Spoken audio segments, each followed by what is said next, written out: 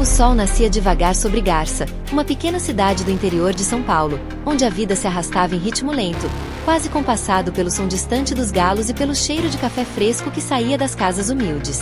As ruas de terra batida, ainda úmidas pelo sereno da madrugada, guardavam as marcas de pneus de carroças e pegadas de crianças que, mais tarde, transformariam aquele chão em campo de futebol improvisado. Era nesse cenário simples e ao mesmo tempo cheio de poesia que crescia Roberto Carlos, um menino magro, de cabelos pretos lisos e sorriso tímido, mas com olhos que brilhavam sempre que avistavam uma bola, fosse ela feita de couro, de pano ou até de meia enrolada. Aos 8 anos, Roberto já era conhecido na vizinhança como o garoto que nunca largava o futebol. Seu pai, um trabalhador rural que fazia bicos em diferentes lavouras, mal conseguia sustentar a família, e sua mãe, dedicada, passava os dias entre o fogão a lenha e o tanque de lavar roupas. O dinheiro era curto, as roupas eram passadas de irmão para irmão, e sapatos novos eram um luxo raro. Uma bola de verdade, então, era praticamente um sonho inalcançável. O que Roberto tinha era uma bola de pano, costurada pela mãe com retalhos velhos, que ele chutava até se desfazer. Quando não havia mais o que usar, improvisava com uma laranja verde, ou até mesmo com uma lata vazia de refrigerante, fazendo dela o centro do jogo mais importante do mundo. Numa manhã de domingo, Roberto corria descalço atrás de uma dessas bolas improvisadas em um terreno baldio perto de casa. Seus pés pequenos, já calejados, batiam na terra levantando poeira, e seu chute, mesmo sem técnica refinada, já mostrava uma força incomum. Foi nesse instante que Joaquim, um senhor de bigode grosso e mãos manchadas de graxa, parou sua bicicleta velha ao lado do campo improvisado e ficou observando. Joaquim era conhecido no bairro como mecânico das mil utilidades, consertava desde tratores até rádios, e vivia modestamente em uma casinha nos arredores. Tinha 60 anos e carregava nos ombros uma vida inteira de trabalho pesado e sonhos interrompidos. Ele mesmo, na juventude, havia sonhado em ser jogador, mas a necessidade o levou cedo à oficina. Desde então, acompanhava de longe o futebol, sempre com carinho, sempre com aquela pontada de saudade. Ao ver o pequeno Roberto correndo atrás de uma laranja, chutando com tanta determinação como se fosse a final da Copa do Mundo, Joaquim sorriu com ternura e um certo aperto no coração. Aproximou-se e chamou: "Menino, por que não arruma uma bola de verdade para jogar?" Roberto parou, envergonhado, e respondeu baixinho: "Por que não tenho, senhor? Essa aqui já serve."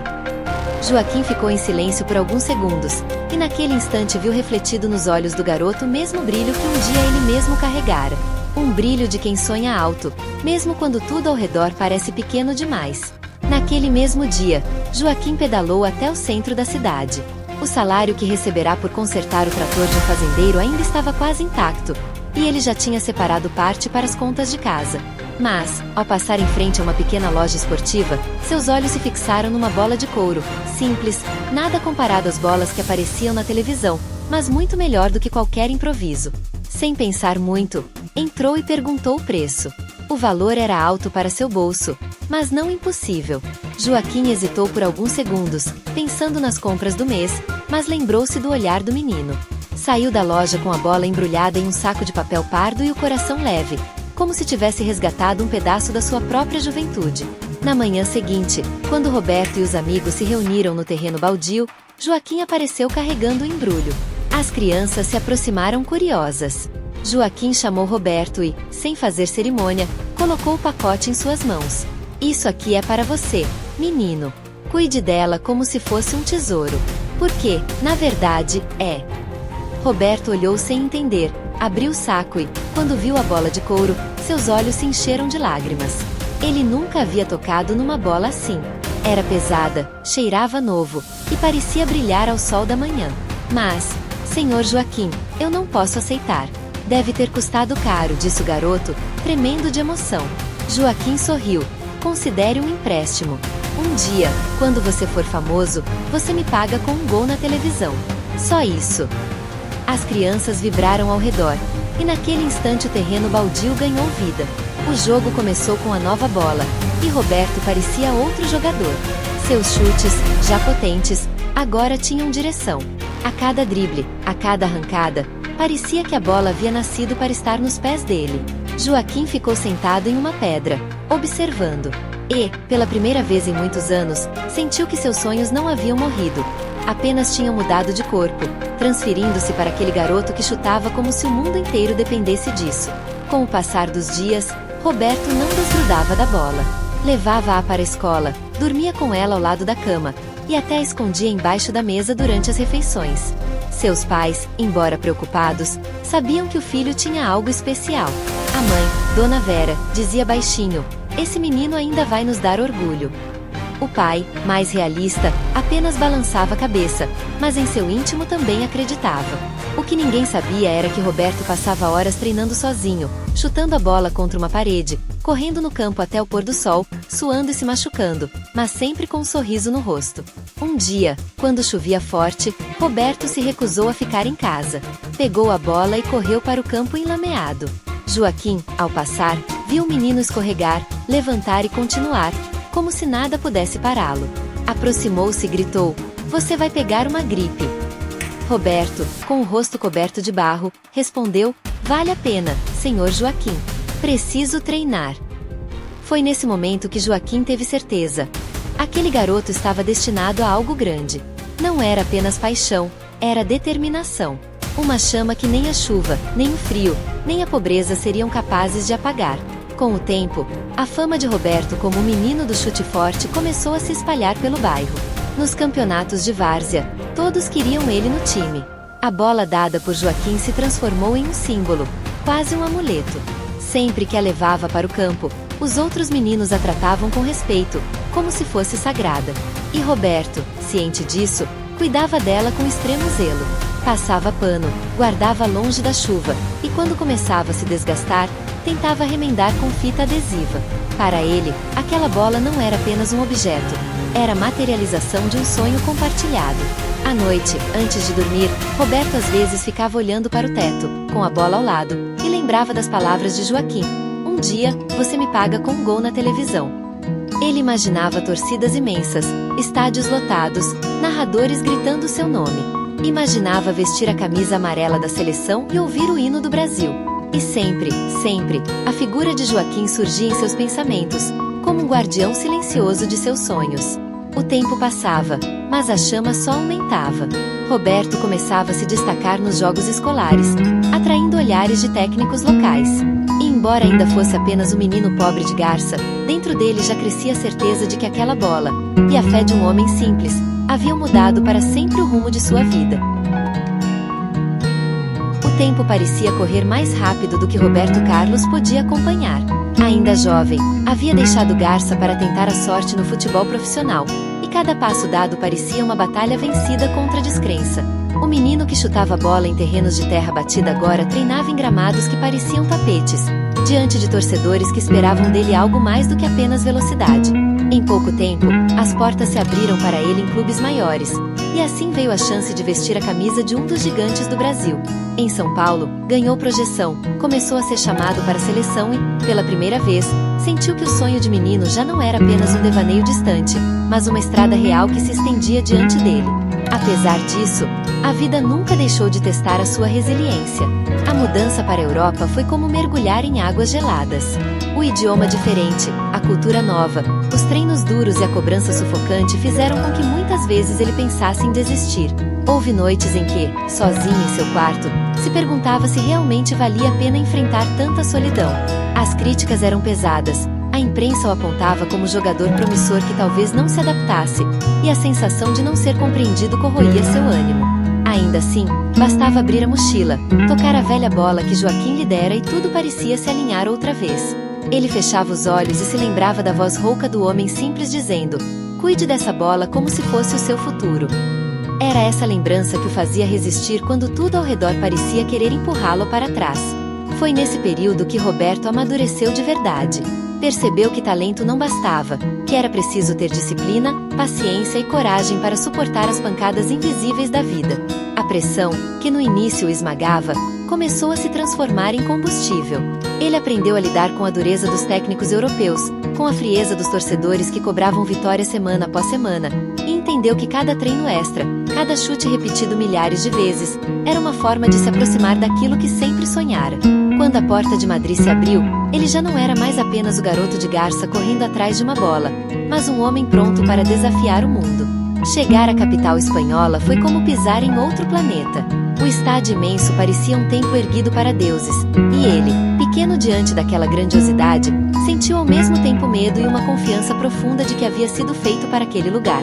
As arquibancadas vazias, num fim de tarde de apresentação, ecoavam dentro dele como se já escutasse vozes de milhares gritando seu nome. E nesse instante, ele soube. Ali escreveria sua história.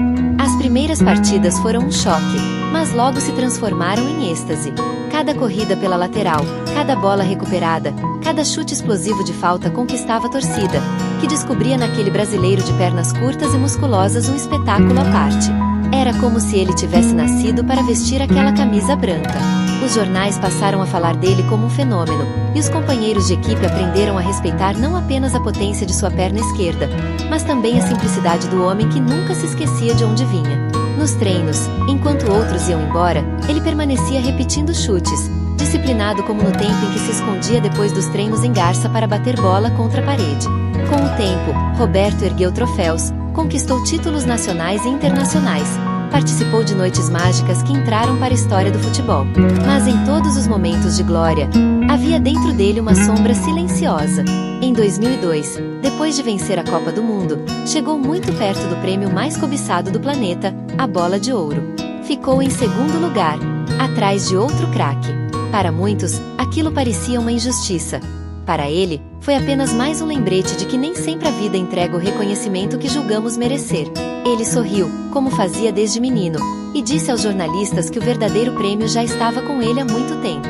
Nos verões em que voltava ao Brasil, fazia questão de passar em Garça. A casa simples de Joaquim permanecia firme, mesmo com o desgaste dos anos. Lá estava o homem que acreditara nele quando ninguém mais acreditava. Sentados na varanda, dividindo um café preto forte, Joaquim olhava o pupilo com olhos marejados e dizia: "Você fez tudo aquilo que eu sonhei um dia fazer." E Roberto, quase sem voz, respondia: "Foi o Senhor que me deu as pernas para correr atrás." Então, puxava a velha bola, já sem forma, e os dois sorriam como se voltassem no tempo, aquele campo de terra batida. Ainda que tivesse ganhado fama, dinheiro e reconhecimento, Roberto sentia que faltava algo. A promessa silenciosa que fizera a si mesmo nunca deixou de pulsar. Ele queria devolver, em forma de ouro verdadeiro, toda a fé que Joaquim havia depositado nele. Não se tratava de um troféu da FIFA, nem de uma premiação da imprensa internacional. Era algo mais íntimo, mais sagrado. Era a necessidade de transformar gratidão em gesto concreto, de mostrar que, por trás de cada lenda que o mundo aplaude, existe sempre uma mão anônima que ajudou a erguer os primeiros passos. E assim, entre noites de glória no Bernabéu e tardes silenciosas em Garça, Roberto Carlos foi moldando não apenas sua carreira, mas também a história que ainda precisava concluir. O menino que um dia receberá de presente uma bola simples sabia, no fundo do coração, que o maior gol de sua vida não estava em nenhum estádio lotado, mas no momento em que pudesse olhar nos olhos de Joaquim e devolver em forma de ouro aquilo que um dia receberá em forma de esperança. O Santiago Bernabéu iluminado parecia uma constelação inteira reunida em um só lugar. As luzes refletiam no gramado como se cada lâmpada fosse um olho atento, e Roberto Carlos corria pela lateral como um raio que rasgava a noite de Madrid. Eram anos de glória, noites em que cada toque na bola se transformava em espetáculo, em que os torcedores cantavam seu nome como se fosse parte do hino do clube. Ele já não era mais apenas o menino de Garça, era agora um símbolo global, o lateral que reinventara a posição, o dono de uma perna esquerda capaz de desafiar a física e aterrorizar goleiros em todo o planeta. No entanto, por trás de cada aplauso, havia uma lembrança silenciosa. Cada vez que a torcida gritava seu nome, ele se lembrava do silêncio do campo de terra batida, do som abafado da velha bola quicando contra a parede do quintal, da voz rouca de Joaquim lhe dizendo que sonhar não custava nada. Essa memória o acompanhava como uma sombra fiel, mesmo quando o mundo colocava nos altares do futebol. A Copa do Mundo de 2002 no Japão e na Coreia foi o auge de tudo. O Brasil chegava desacreditado, mas dentro de campo a história foi outra. Ao lado de Ronaldo, Rivaldo e tantos outros, Roberto Carlos se entregava a cada partida com uma intensidade que parecia maior do que o próprio corpo podia suportar. A cada arrancada, a cada cruzamento milimétrico, ele sentia como se estivesse devolvendo algo não apenas ao país, mas também ao menino que ele fora. Quando o apito final da grande decisão soou e o Brasil se consagrou campeão do mundo, Roberto se ajoelhou no gramado e chorou. Chorou como quando era criança, quando Joaquim lhe entregará a bola, quando sua mãe lhe dizia para nunca desistir. Naquele momento, ele acreditou que havia cumprido sua missão. Mas a vida, sempre caprichosa, ainda tinha provas a lhe impor. No mesmo ano, vieram as premiações individuais. O mundo inteiro reconhecia o lateral brasileiro como um dos melhores de todos os tempos, mas quando a bola de ouro foi anunciada, o prêmio foi para outro. O coração de Roberto doeu, não pela falta do troféu em si, mas porque sentia que aquele ouro teria outro destino. Imaginou-se entregando a Joaquim não a bola velha e gasta que ainda guardava, mas uma de verdade, dourada, pesada, símbolo máximo de vitória. Ao ouvir o nome de outro jogador ser anunciado, sorriu e aplaudiu, como manda a boa educação. Mas dentro de si, fez uma promessa: se o mundo não me deu essa bola de ouro, eu mesmo vou criá-la. E ela terá o dono certo. Essa convicção não o abandonou.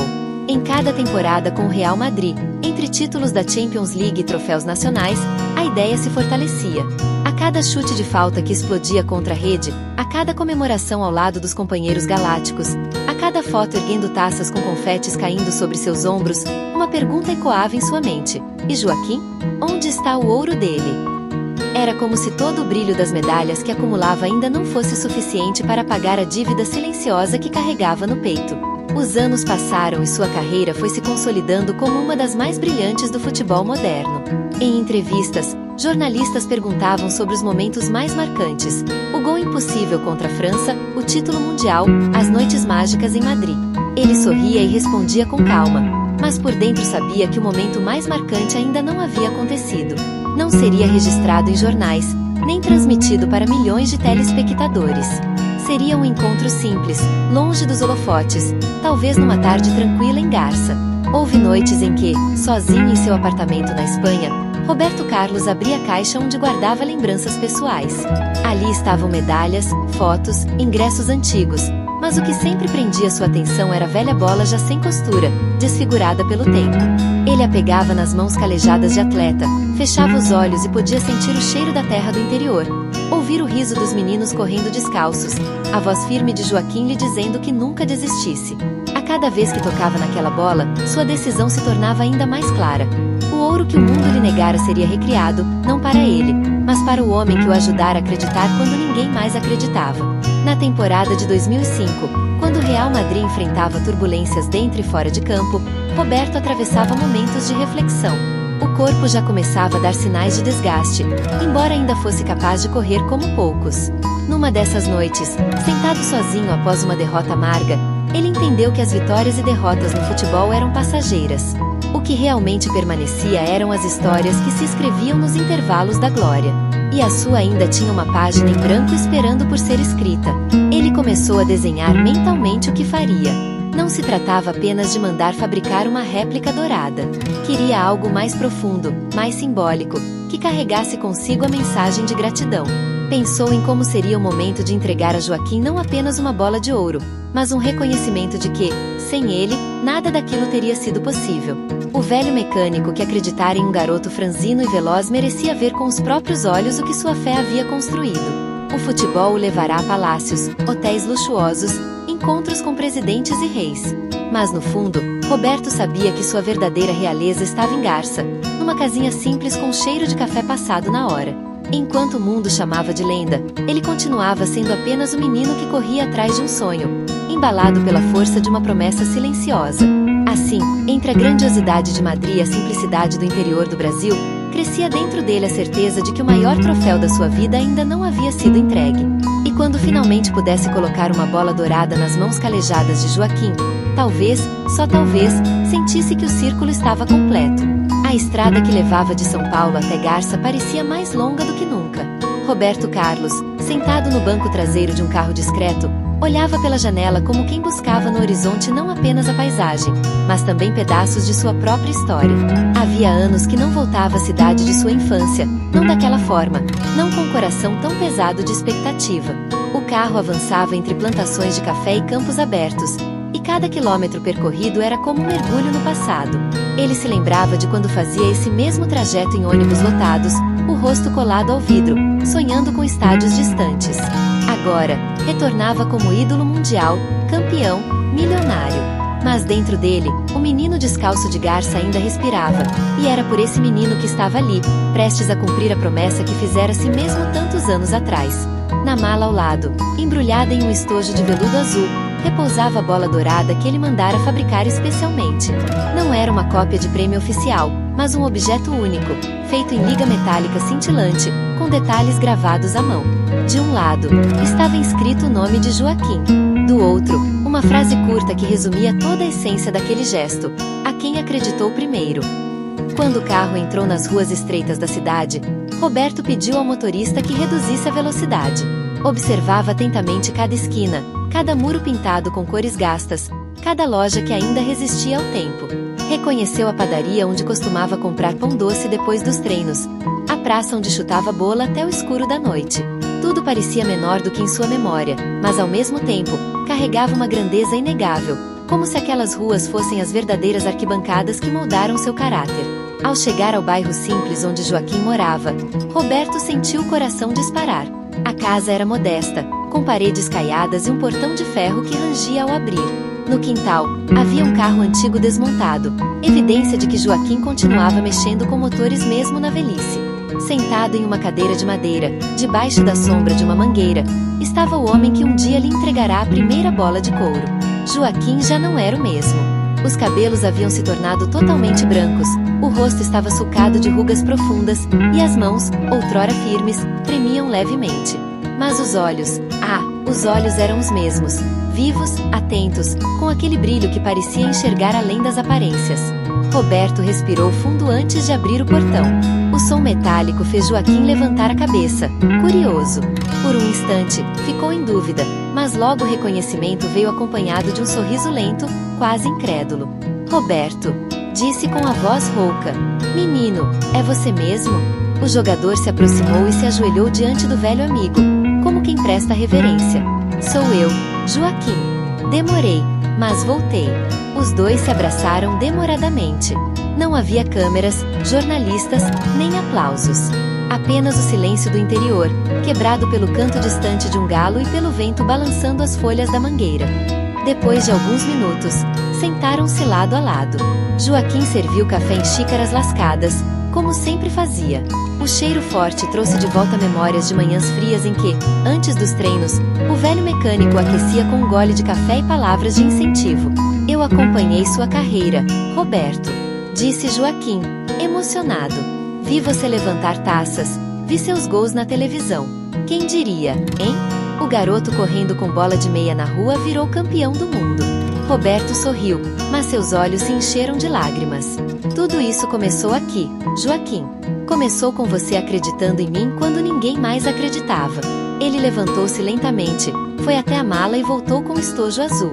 Colocou-o sobre a mesa de madeira gasta e abriu-o com cuidado. O brilho da bola dourada iluminou o rosto surpreso de Joaquim, que levou as mãos à boca, incapaz de conter a emoção. O que é isso, Roberto?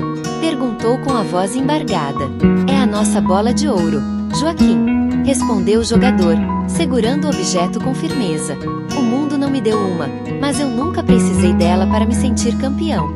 O que eu precisava era cumprir a promessa que fiz a mim mesmo, que um dia eu traria o ouro de volta para o homem que me deu o primeiro passo. Joaquim chorou. Chorou como uma criança, deixando que as lágrimas corressem livres pelo rosto marcado pelo tempo. Roberto colocou a bola dourada nas mãos trêmulas do velho e fechou seus dedos em torno dela. Isso é seu, Joaquim, porque sem você, nada disso teria existido. O silêncio que se seguiu foi cheio de significado. Era como se todos os anos de espera, todas as dificuldades, todas as vitórias e derrotas se condensassem naquele instante simples, naquela troca silenciosa entre dois homens ligados por um sonho compartilhado. Depois de algum tempo, Roberto contou sobre o projeto que estava lançando, uma fundação em Garça para apoiar crianças carentes que sonhavam em ser jogadores.